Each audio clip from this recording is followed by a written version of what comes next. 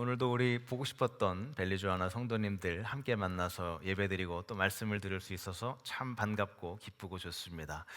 어떤 사람이 3층짜리 건물을 짓고 있었습니다. 그런데 건물을 짓다 보니까 건물 꼭대기에 너무 많은 벽돌이 옮겨진 것을 발견했습니다. 사람들도 같이 일하는 사람들도 다 퇴근을 하고 자신만 남아 있었는데 자기가 다 이 벽돌을 조금만 노력하면 옮길 수 있다고 생각을 해서 건물 끝에 옥상에다가 이제 도르래를 설치하고 그 통을 위로 올려서 벽돌을 담고 밑으로 내리기로 결정을 합니다. 그렇게 지붕에 올라가서 통을 올리고 벽돌을 넣은 다음에 다시 밑으로 내려와서 도르래를 이용해서 이제 벽돌을 내리려고 하는데 이 생각지도 못한 문제가 발생합니다. 이 통에 담긴 벽돌의 무게가 상당했던 것이죠. 자신의 생각보다 너무 무거우니까 어떤 일이 발생하죠? 이 통은 갑자기 밑으로 떨어지고 잡고 있던 이 사람은 급하게 위로 올라가게 됩니다. 그런데 이 줄을 미리 놓았으면 좋았을 텐데 너무 순식간에 올라가니까 아무 생각하지 못하고 줄을 꼭 잡고 있다가 결국에 꼭대기까지 올라가게 됩니다. 그런데 그러다가 도르래에 손이 끼어서 너무 아팠지만 이 줄을 놓을 수가 없죠. 놓으면 큰일 나니까. 그런데 더 큰 문제가 발생합니다. 이 밑으로 떨어진 통이 땅바닥에 부딪히면서 부서지게 되고, 자 그러면 또 어떻게 되죠? 반대의 일이 발생하죠. 이 사람은 밑으로 떨어지고 또 통은 이렇게 올라가게 됩니다. 그렇게 땅에 떨어져서 너무 아픈데 그러다가 이 잡고 있던 줄을 손에 놓으니까 또 어떤 일이 발생하죠? 위에 올라갔던 깨진 통이 자신의 머리 위에 떨어지게 됩니다. 우리도 이런 기분을 느낄 때가 참 많이 있죠. 우리의 인생도 우리가 올라갔다가 내려갈 때가 있고, 또 내가 무엇을 잡아야 할지 잘 모를 때가 있고, 또 내가 잡고 있는 것을 언제 놓아야 할지 모를 때가 있습니다. 우리가 여기저기서 이해할 수 없는 그런 어려움이 나에게 몰려오기도 하고, 또 어디로 가야 할지 알지 못하는 때가 참 많이 있죠. 이 벽돌을 옮기는 사람의 문제가 무엇이었죠? 첫 번째는 물리학을 잘 몰랐던 것 같아요. 그리고 또 두 번째는 별로 똑똑하지도 않은 것 같아요. 세 번째 문제, 가장 큰 문제는 이 사람이 문제를 자기가 만든 것입니다. 사실 기다렸다가 다른 사람들과 함께 벽돌을 옮겼으면 이런 일을 당하지 않았겠죠. 자신이 문제를 만든 것이 가장 큰 문제였습니다. 그런데 내가 문제를 만들지도 않고 또 아무 잘못도 하지 않고 제대로 내가 올바른 길을 가고 있는데도 불구하고 모든 일이 꼬이고 이 일이 진행이 되지 않을 때가 있습니다. 자, 그럴 때 내가 내 스스로에게 질문을 합니다. 왜 도대체 이런 일이 일어나는가? 이해가 되지 않는다. 이 내 삶에 짊어진 그 삶의 무게가 나를 짓누르는 그런 어려운, 이해되지 않는 상황이 나타났을 때 우리가 어떻게 해야 할까요? 우리가 방금 읽었던 창세기 39장에 나오는 이 요셉이 우리가 이해되지 않는 상황에서 어떤 행동을 취해야 하는지 우리에게 알려주고 있습니다. 이 하나님을 잘 섬기고 있었던 요셉은 굉장히 큰 어려움을 겪게 됩니다. 형제들이 자신을 노예로 팔아서 애굽으로 오게 되고, 또 애굽의 노예 시장에서 보디발에게 그 집안의 노예로 팔려가 그렇게 지냅니다. 그러다가 보디발의 아내에게 모함을 당해서 결국 감옥에 갇히는 그런 어려움을 겪게 되죠. 그런데 그럼에도 불구하고 이 본문 21절에 말하듯이 하나님께서는 그런 어려운 요셉과 함께 하셨습니다. 자, 오늘은 내가 이런 감옥과 같은 힘든 상황에 처한 것이 이해가 되지 않을 때 그 하나님의 임재를 누리는 방법, 하나님의 함께 하심을 누리는 방법에 대해서 함께 말씀을 나누려고 합니다. 요셉은 이 보디발의 노예였지만 그 노예였음에도 불구하고 자신이 맡은 일을 굉장히 성실하게 또 잘했고 하나님도 성실하게 잘 섬겼습니다. 그러다 보니까 보디발이 요셉을 점점 더 신뢰하게 되고 이 집안의 모든 일을 다 요셉에게 맡깁니다. 이 보디발이 입맛이 좀 피키했던 것 같아요. 자신이 먹던 그 음식만 빼놓고 집안의 모든 일들을 다 관리하게 만들죠. 자, 요셉이 노예일 때도 하나님께서 이 요셉과 함께 하셔서 이 요셉의 지위가 그 집안에서 점점 더 올라가게 됩니다. 그런데 이 젊고 잘생기고 일을 잘했던 이 요셉에게 보디발의 부인이 정욕을 품게 됩니다. 요셉을 유혹하려고 갖가지 노력을 했지만 이 요셉은 그 유혹을 과감하게 거부합니다. 보디발의 아내는 요셉이 거절한 것에 대해서 너무 화가 나서 요셉이 자신을 성폭행하려고 했다고 크게 고함을 치기 시작합니다. 그러면서 아마도 머리를 흐트러뜨리고 또 옷도 살짝 찢고, 그리고 좀 더 그럴듯하게 보이기 위해서 몸에 약간의 자해를 했을 수도 있습니다. 자, 보디발이 집으로 돌아왔을 때 이 소식을 듣고 굉장히 화가 나서 요셉을 감옥에 가두어 버립니다. 그런데 사실 요셉이 무슨 잘못을 했죠? 아무런 죄를 짓지 않았습니다. 또한 하나님을 신실하게 섬기고 있었는데도 불구하고 요셉이 감옥에 갇히게 됩니다. 이 요셉의 입장이라면 이런 상황이 도무지 이해가 되지 않았을 것입니다. 여러분, 이 나에게 어려운 일이 일어났을 때 그 일을 너무 이해하려고 하지 마시기 바랍니다. 내가 이해할 수 없는 상황이 나에게 찾아왔을 때 그 일을 우리가 꼭 이해할 필요는 없습니다. 요셉은 하나님의 말씀을 안 들은 적도 없고 전혀 잘못한 것도 없습니다. 하나님을 성실하게 잘 섬기고 있었고 노예로서 자신에게 맡겨진 일을 충실하게 잘 감당하고 있었습니다. 그런데도 억울하게 누명을 쓰고 감옥에 갇히게 됩니다. 성경에는 나와 있지 않지만 아마 이때 마귀가 요셉에게 찾아와서 그 귀에 대고 속삭였을 것입니다. 네가 열심히 그렇게 잘 섬기고 성실하게 믿던 하나님 도대체 어디 있느냐? 아무런 소용이 없지 않느냐? 하나님 너 아무것도 도와주지 않는다. 자, 이렇게 분명히 요셉의 마음을 흔들었을 것입니다. 그런데 여러분, 우리가 살면서 이렇게 요셉처럼 이해할 수 없는 때가 우리에게 많이 찾아옵니다. 지금 그런 일을 겪고 있는 분이 있을 수도 있고요. 또 과거에 그런 일을 겪었을 수도 있고, 이런 일을 겪지 않았다면 앞으로 이런 일이 우리에게 찾아올 수 있습니다. 제가 여러분에게 말씀드리는 것은 그런 이해할 수 없는 상황이 되었을 때 그렇게 이해하려는 노력 시도 자체를 하지 말라는 뜻은 아닙니다. 우리가 이해할 수 없는 일이 일어났을 때 그것을 이해하려고 노력을 하고 또 시도를 할 수 있습니다. 그런데 오늘 말씀을 준비하면서 하나님께서 저에게 주신 이 성경 구절이 있는데요. 잠언 3장 5절에서 6절의 말씀입니다. 우리 이 말씀을 한 목소리로 읽도록 하겠습니다. 시작. 너는 마음을 다하여 여호와를 신뢰하고 내 명철을 의지하지 말라. 너는 범사의 그를 인정하라. 그리하면 내 길을 지도하시리라.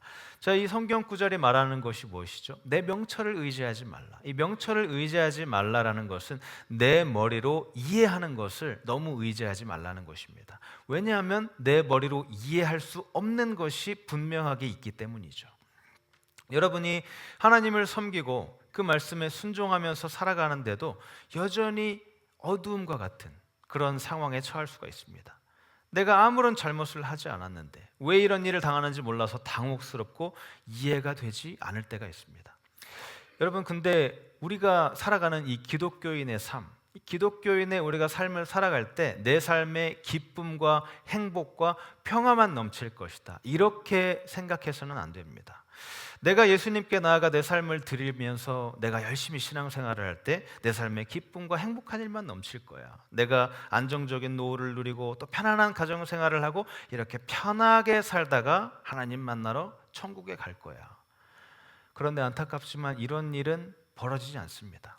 하나님을 잘 섬겼던, 이 성경을 보시면 정말 위대한 하나님의 사람들이 삶 속에서 이해되지 않는 일들을 많이 겪습니다. 이 구약의 정말 위대한 하나님의 사람이었던 욥, 이 욥은 하나님 앞에 너무나 신실하고 잘 섬겼던 그런 사람이었습니다. 그런데 자신이 이해할 수 없는, 가족들이 다 죽고 또 자신의 재산이 모두 다 날아가는 그런 이해할 수 없는 어려운 일을 당하죠. 자, 욥은 그런 일을 겪은 뒤에 하나님에게 따져 묻습니다. 왜 내가 이런 일을 겪습니까? 자, 욥은 그 상황을 이해할 수 없었고 도무지 말이 안 되는 상황이었지만 하나님은 다 모든 것을 이해하고 결국에 이것이 다 하나님의 계획이었죠.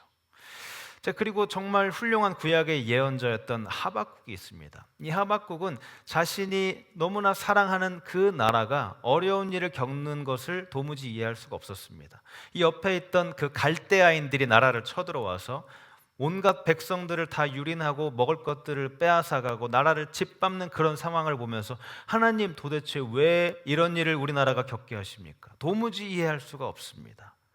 이렇게 이야기를 합니다. 자, 여러분, 혹시 이런 생각을 해보신 적 있으십니까? 우리가 지금 살아가고 있는 미국, 참 많은 일들이 있죠. 최근에 이 산불로 인해서 수많은 사람들이 집을 잃었습니다. 그리고 그 팰리세이드에 있는 그 학생들, 지금 과거의 코비드와 같은 그런 상황이 벌어지면서 이 학생들이 학교를 잃게 되어서 지금 다 온라인으로 수업을 하고 있어서 굉장히 많은 학생들이 우울증을 겪고 있다고 합니다.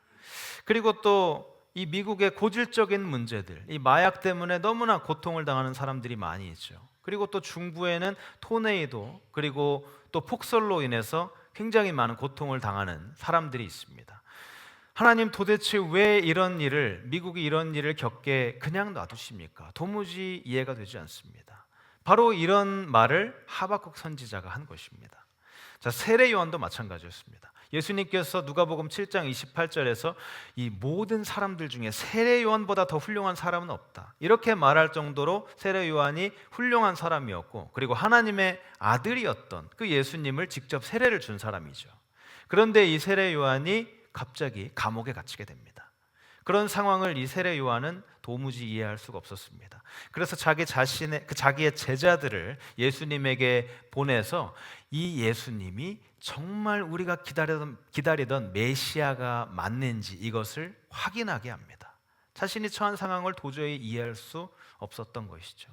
이 성경의 위대한 인물들, 욥, 그리고 하박국, 또 세례 요한, 그리고 저와 여러분, 우리가 이해할 수 없는 그런 힘든 일을 겪을 때가 올 것이고, 또 지금 겪고 있고 과거에 겪었을 수도 있습니다.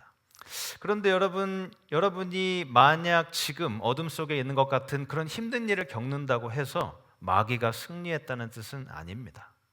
내가 그렇게 힘든 일을 겪는데도 하나님께서 아무 일도 하지 않는 것처럼 보일 때, 그때 내가 해야 되는 것은 이것을 이해하려고 하는 것이 아니라 그럼에도 불구하고 하나님을 신실하게 믿는 것이 필요합니다. 우리가 이해하지 못하는 일이 정말 많이 있죠. 요셉은 자신이 노예로 팔려가고 이렇게 감옥에 갇히는 상황을 도무지 이해할 수 없었고, 하나님이 도대체 이런 상황에서 무엇을 하시려고 하는가 이해할 수가 없었습니다. 우리가 창세기 50장에나 가서야 요셉이 과거에 겪었던 이 모든 일들이 하나님의 빅픽처였다, 하나님의 큰 그림이었다는 것을 그제서야 알게 되죠. 자, 이사야서 55장 8절과 9절을 보시면 하나님께서 이렇게 말씀하십니다. 내 생각은 너희의 생각과 다르고 내 길은 너희의 길과 다르다. 내 길은 너희의 길보다 훨씬 높고 또 내 생각은 너희의 생각보다 훨씬 높다. 자, 여러분, 하나님의 생각이 얼마나 높은지 혹시 아십니까? 저도 몰라요. 하나님 생각 얼마나 높은지 확실히 모르지만 제가 아는 한 가지 확실한 것은 하나님의 생각은 우리가 상상할 수 없을 만큼 높다는 것입니다. 자, 여러분 한번 생각해 보시기 바랍니다. 내가 지금 겪고 있는 그런 이해되지 않는 상황, 내가 이해하지 못한다고 해서 그 일이 정말 말이 안 되는 것은 아닙니다. 지금은 이해가 되지 않더라도 나중에 시간이 지나면 반드시 이해할 그때가 우리에게 찾아올 것입니다. 자, 내가 이해하지 못할 때 할 수 있는 또 다른 방법은 신실함을 잃지 않는 것입니다. 신실함을 잃지 않는 것. 자, 요셉은 정당한 이유 없이 감옥에 갇히게 됩니다. 사실 옳은 일을 했죠. 이 부적절한 유혹을 거부하는 그런 옳은 일을 했음에도 불구하고 감옥에 갇힙니다. 자, 가만히 이 요셉이 감옥에 갇혔을 때 여기에서 무엇을 하죠? 가만히 앉아서 신세 한탄을 하면서 지냈던 것이 아닙니다. 이곳에서도 신실함을 잃지 않고 주님을 섬깁니다. 이 어두운 감옥에서 핍박을 받는 상황 속에서도 하나님을 끝까지 섬깁니다. 그리고 감옥에서 만난 술 맡은 관원장, 그리고 떡 굽는 사람에게도 하나님의 지식을 알려주죠. 자, 중요한 것은 이 요셉은 이해할 수 없는 상황 속에서도 믿음을 잃지 않았다는 점입니다. 요셉이 했던 것은 하나님께 삐지지 않았습니다. 자, 우리가 신앙생활을 하고 또 교회 생활을 하다 보면 이 하나님께 삐지는 사람들, 그런 사람들을 많이 만나게 되죠. 제가 얼마 전에 이 목사님들과 대화를 할 기회가 있어서 이 목사님들 중에 한 분이 이런 이야기를 하셨습니다. 그분이 교회를 개척을 하셨는데 개척교회 총 성도가 12명이라고 합니다. 그런데 이 12명 중에 6명이 한 가정이라고 합니다. 이 전체 인원의 그 50%나 되는 그런 놀라운 일이 일어났죠. 자, 그 어머니가 원래 처음에 오셨던 그 어머니가 한 분이었는데, 이 어머니가 정말 열심히 신앙생활도 하고 이 가족들 모두를 다 전도를 했습니다. 남편도 데려오고 자녀들도 데려오고, 그러다 보니까 6명이 돼서 이렇게 정말 열심히 신앙생활을 하셨습니다. 찬양대도 하고, 또 이 어머니가 정말 열심히 신앙생활하면서 찬양대도 하고, 또 교회 일도 열심히 섬기고, 전도도 열심히 하고, 또 11조 생활도 열심히 하면서 교회를 그렇게 하나님을 신실하게 잘 섬겼습니다. 또 같이 온 가족들도 이 어머니의 모습을 보면서 자신들도 그 어머니를 따라서 열심히 교회를 섬겼고, 또 신앙생활의 기쁨도 있었습니다. 그런데 갑자기 이 어머니가 암에 걸리게 됩니다. 그래서 온 교회와 또 가족이 다 같이 이 어머니를 위해서 열심히 기도합니다. 이 어머니도 그 암을 치료하기 위해서 또 열심히 또 교회 병원을 다니면서 치료도 받고, 가족들도 또 교회가 같이 열심히 기도를 했지만 안타깝게도 이 어머니가 돌아가시게 됩니다. 자, 이때 이 가족들이 하나님에게 너무 실망했다, 이렇게 말하면서 모두 다 교회를 떠나가게 됩니다. 이 12명이었던 그 성도가 갑자기 반토막이 나버리게 되죠. 자, 이 집안의 어머니가 돌아가시면서 나머지 그 5명의 가족들은 이런 일을 하는 하나님을 도저히 믿을 수가 없다, 그런 하나님은 우리가 믿는 하나님이 아니다, 이렇게 말하면서 교회를 떠났다고 합니다. 자, 그런데 이런 어려운 일을 당했던 이 요셉은 어떤 행동을 하죠? 그 신실함을 잃지 않고 믿음을 잃지 않고 끝까지 하나님을 섬겼습니다. 계속 기도하고 주님을 섬길 때 하나님께서 요셉과 함께 하셨습니다. 39장 2절을 보시면 요셉이 보디발 집에 있을 때 형통한 자가 되었다고 합니다. 비록 노예였지만 일이 잘 풀리고 자신의 시위가 올라가는 것을 보면서 내 일이 참 잘 풀리는구나, 그렇게 생각했겠죠. 그렇게 잘 되고 좋을 때 2절에 뭐라고 하시죠? 여호와께서, 하나님께서 요셉과 함께 하셨다고 합니다. 자, 그런데 요셉이 감옥에 있을 때 하나님께서 어떻게 하시죠? 39장 21절을 보시면 여호와께서 요셉과 함께 하신다고 말씀하십니다. 좋은 때에도 함께 하셨던 그 하나님께서 요셉이 어려운 일이 있을 때도, 요셉이 어려운 상황에 처해 있을 때도 요셉과 함께 해주십니다. 여러분, 이해할 수 없는 그런 일이 발생했을 때 그 일을 내가 꼭 이해하겠다는 그런 마음을 갖지 마시고 신실함을 꼭 지키시기 바랍니다. 이해하지 못하더라도 하나님을 신실하게 섬길 때 하나님의 함께 하심을 반드시 느끼게 될 줄로 믿으시는 여러분들 되시기를 바랍니다. 자, 그 다음에 이해하기 어려운 일이 있을 때 괴로움에 지지 말아야 합니다. 자, 40장 15절 14절 15절을 보시면 요셉이 술 맡은 관원장에게 말하는 장면이 나옵니다. 자, 요셉은 이 술 맡은 관원장이 다시 감옥에서 풀려나고 복직이 되어서 바로왕 옆에서 일을 하게 될 것을 알고 있었습니다. 그렇기 때문에 이 관원장에게 감옥에서 미리 이야기를 하죠. 관원장님, 당신이 풀려나고 바로왕 곁에서 다시 일을 하게 되었을 때 나를 잊지 마시고 나에 대해서 꼭 이야기해 주세요. 나는 아무런 잘못도 저지르지 않고 이곳에서 나가고 싶습니다. 자, 그런데 제가 이 말씀을 읽으면서 이 요셉의 성품에 대해서 다시 한번 생각하게 되었습니다. 정말 훌륭한 그런 인품과 성품을 가진 사람이었습니다. 자, 요셉이 관원장에게 자신의 상황에 대해서 이야기할 때 그 상황을 보시면 요셉은 자신을 이렇게 애굽으로 노예로 팔려서 오게 만들었던 그 형제들에 대한 이야기를 전혀 하지 않습니다. 그리고 또 자신을 감옥에 보낸 보디발의 아내에 대해서 아무런 이야기를 하지 않습니다. 자, 요셉은 형제들이나 보디발, 또 보디발의 아내, 이 사람들의 처리를 모두 다 하나님께 맡겼던 것입니다. 하나님께서 그들이 잘못한 모든 것을 다 처리해 주실 것이라고 믿고 맡겼던 것이죠.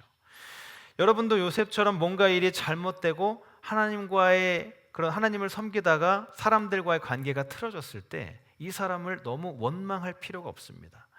베드로전서 2장 20절을 보시면 이렇게 말씀합니다. 죄를 짓고 매를 맞으면서 참으면 그것이 무슨 자랑이 되겠습니까? 그러나 선을 행하다가 고난을 당하면서 참으면 그것은 하나님께서 보시기에 아름다운 일입니다. 자, 이 구절을 보시면 요셉의 삶과 너무나 잘 어울립니다. 우리는 이 원망에 대해서 참 조심해야 합니다. 이 원망하는 사람 우리 주변에 있다면 이 사람과 어울리기가 참 쉽지 않죠. 목사님들도 마찬가지로 원망을 하는 목사님들이 있습니다. 제가 아는 한 목사님이 있는데 이 목사님이 교회를 정말 오랫동안 신실하게 담임 목사로서 섬겼습니다. 그런데 이렇게 오랫동안 잘 섬겼던 교회에서 별 특별한 이유 없이 갑자기 교회 성도님들과 사이가 틀어집니다. 그러면서 이 성도님들이 목사님을 비방하고 괴롭히고 결국은 이 목사님을 내쫓았습니다. 자, 그 일이 있은 후에 목사님이 너무 괴로워하시면서 이렇게 말씀을 하셨습니다. 어떻게 내 모든 것을 다 바쳐 섬겼던 이 성도님들이 나를 배신하고 나를 이렇게 내쫓을 수가 있는가? 너무 원망스럽다. 자, 이 이야기를 제가 들었을 때 한 가지 안타까웠던 것은 내 모든 것을 바쳐서 섬겼던 하나님이라고 이야기를 하지 않고 내 모든 것을 바쳐 섬겼던 성도님이라고 이야기한 것이 조금 안타깝더라고요. 물론 성도님들도 열심히 섬기셨지만 조금 더 정확하게 이야기하면 하나님을 섬겼던 것이죠. 하나님을 섬기면서 이 하나님을 위해서 했던 모든 일입니다. 자, 우리 삶에 있어서 가장 큰 시험, 이 가장 큰 시험은 내가 잘못했을 때 그 벌을 받는 것. 이때 나에게 시험이 찾아오지 않습니다. 내가 가장 큰 시험을 받을 때가 언제냐면 내가 선한 일, 옳은 일, 좋은 일을 했는데도 불구하고 부당한 대우를 받을 때, 그때가 나에게 가장 큰 시험이 됩니다. 요셉은 옳은 일을 했는데도 감옥에 갇히는 억울한 일을 당했지만 원망하지 않았습니다. 그때 하나님께서 함께 하셨죠. 하나님께서 요셉과 함께 하신 이유가 무엇이죠? 바로 이 요셉의 원망하지 않는 그런 마음 때문이었습니다. 억울해도 원망하지 않는 그 마음 때문이죠. 자, 내 인생에 일어나는 일이 이해되지 않을 때 원망하지 않고 주님의 때를 기다릴 수 있어야 합니다.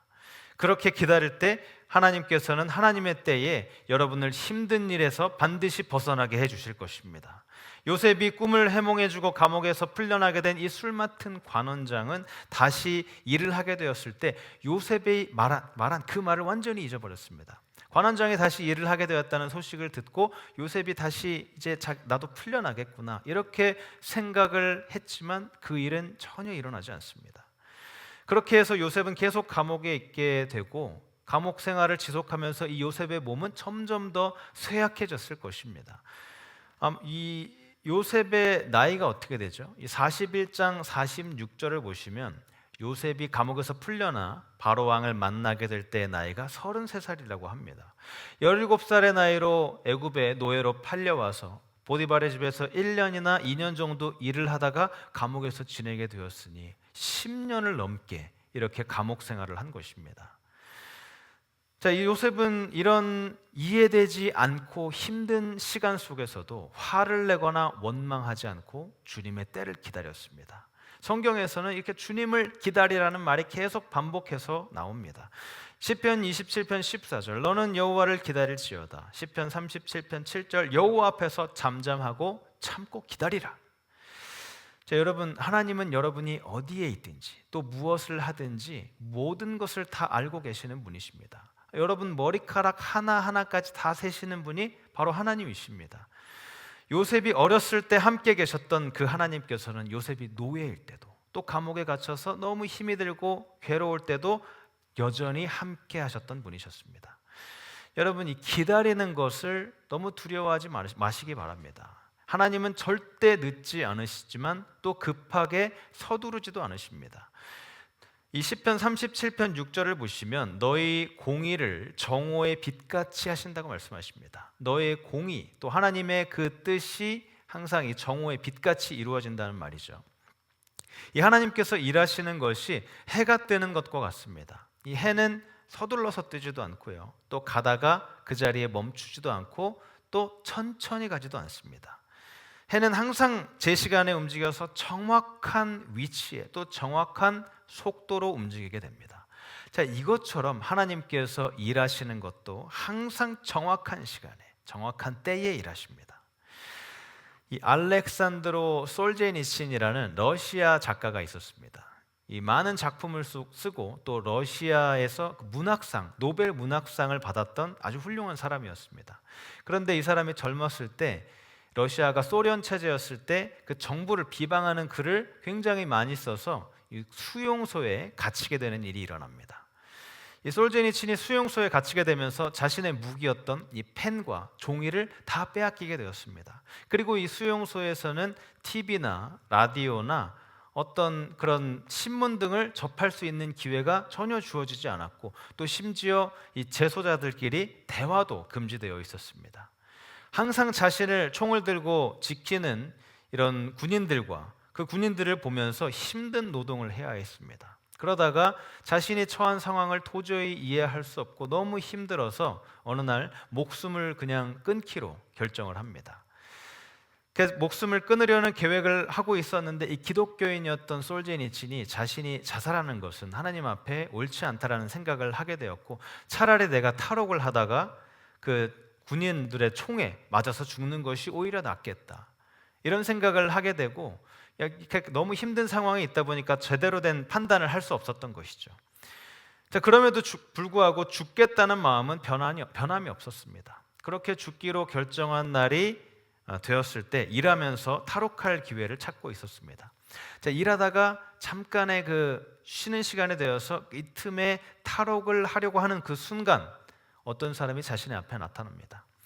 감옥 생활을 하면서 한 번도 본 적이 없었던 이 사람이 자신의 앞에 나타나서 자신을 굉장히 동정 그리고 또 연민, 모든 것을 다 이해한다는 눈으로 이 사람을 바라보게 됩니다.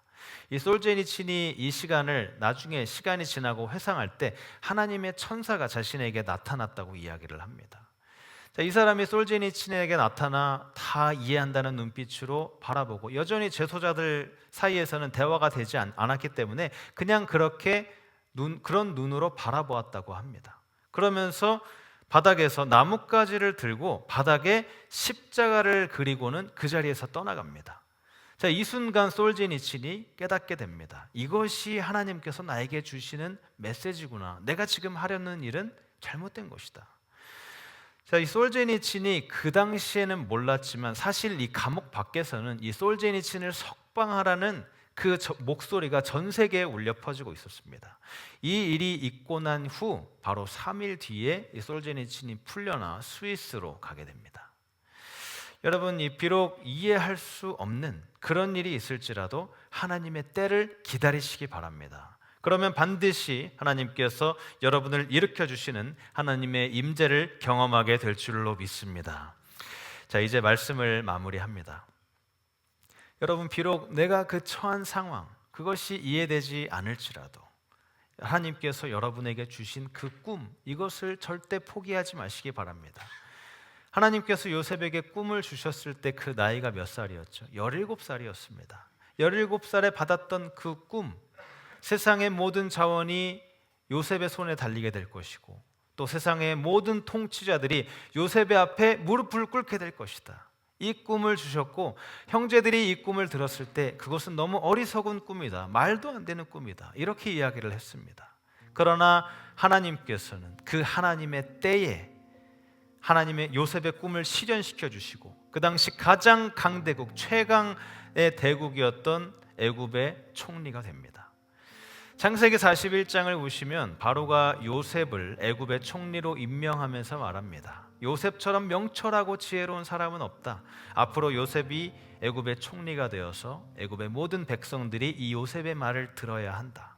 그러면서 자신의 손에 끼고 있었던 반지를 빼서 요셉의 손에 끼워주고, 또 아름다운 세마포 옷을 입혀주고 금사슬을 온몸에 걸어줍니다. 자, 이것이 바로 하나님께서 요셉에게 오래전에 주셨던 꿈이었습니다. 요셉은 그것을 절대 잊지 않았고 하나님도 그 꿈을 잊지 않으셨습니다. 하나님은 요셉을 실망시키지 않으셨습니다.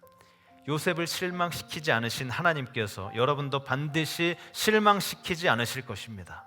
요셉은 더 이상 노예의 손이 아니라 왕의 반지를 낀 총리의 손이 됩니다. 감옥에서 입고 있던 죄수복이 아니라 바로 왕이 입혀준 아름다운 세마포 옷을 입게 됩니다. 감옥의 쇠사슬이 풀리고 금사슬이 요셉의 목에 걸립니다.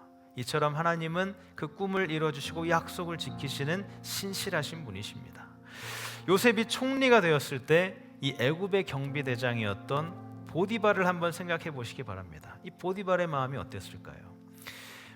요셉이 바로 왕의 그 총리 임명 발표가 끝나고 그 왕이 탈 법한 굉장히 크고 아름답고 웅장한 병거를 타고 나타났을 때 모든 백성이 요셉 앞에 무릎을 꿇습니다.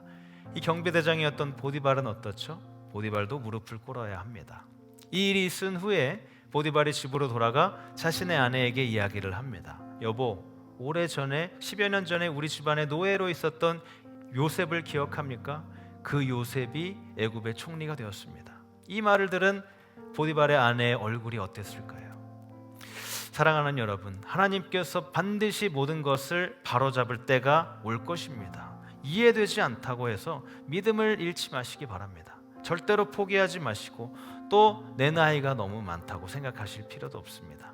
요엘서 2장 28절을 보시면 나이가 많아도 새로운 꿈과 소망을 갖게 된다고 하나님께서 말씀하십니다.